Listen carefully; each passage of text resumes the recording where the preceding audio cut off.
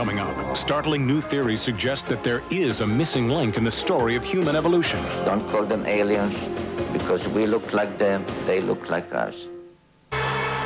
When Charles Darwin published Origin of the Species in 1859, it ignited a worldwide controversy that continues to divide science and religion. But the controversy doesn't end there, because within the scientific community itself, there is bitter division. And now, new evidence that a conspiracy of silence among mainstream anthropologists is covering up evidence of what some believe are our true extraterrestrial origins. The Bible answers the riddle of our origin in 4 simple words: and God created man. Darwin looked at monkeys and saw Michelangelo. But for modern anthropologists who try to put a name and a date to the dawn of humankind, the answer is constantly changing. Fossils discovered recently in Ethiopia put our earliest ancestors at around 4.4 million years, but some scientists believe that there is evidence that we are much older than that. On an archaeological dig in Hueyatlico, Mexico, Dr. Virginia Steen McIntyre discovered tools that predated the earliest known humans.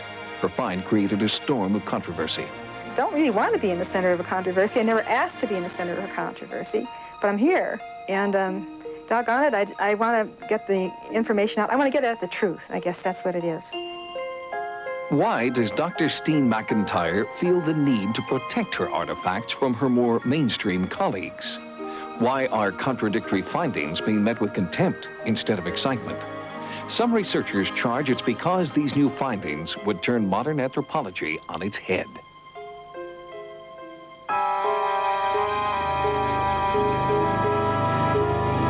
I believe that we came from outer space.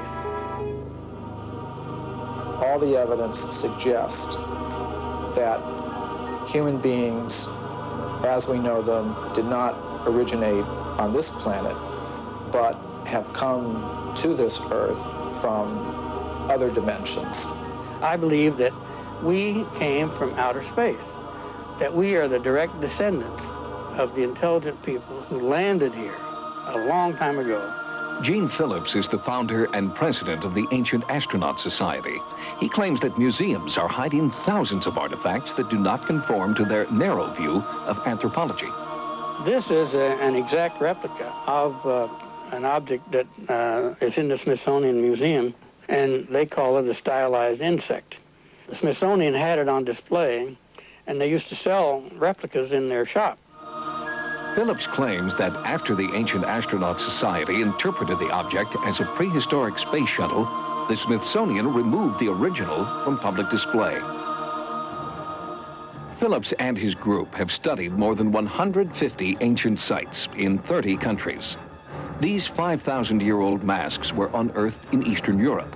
They bear a striking resemblance to modern-day depictions of supposed aliens, known as Greys. There's a site in Bolivia, South America, called El Fuerte. What it looks like is a catapult-type launch site for space vehicles. The Ancient Astronaut Society is not the only group supporting the theory of interplanetary contact. Author Zecharia Sitchin concurs in his book, The 12th Planet. There is one more planet in our own solar system, not light years away, that comes near Earth, between Mars and Jupiter, every 3,600 years, at which time people, intelligent people, beings like us, come and go between their planet and our planet, and brought us, Homo sapiens, about sooner than we might have appeared otherwise. Don't call them aliens, because we look like them, they look like us. See, all we ask is that people have an open mind.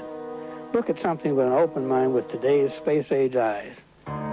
Scientists on the fringe of modern anthropology believe that their theories are not taken seriously because mainstream scientists are afraid to admit that they've been wrong. All the textbooks would have to be rewritten.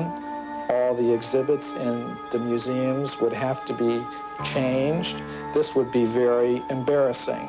And people who have positions to defend like that don't like to be embarrassed. The idea of alien evolution does sound far-fetched, and its proponents are well aware of the fact that they're looked at as eccentric outsiders. They may not have all the answers, but it's often the so-called eccentrics who ask the most interesting questions.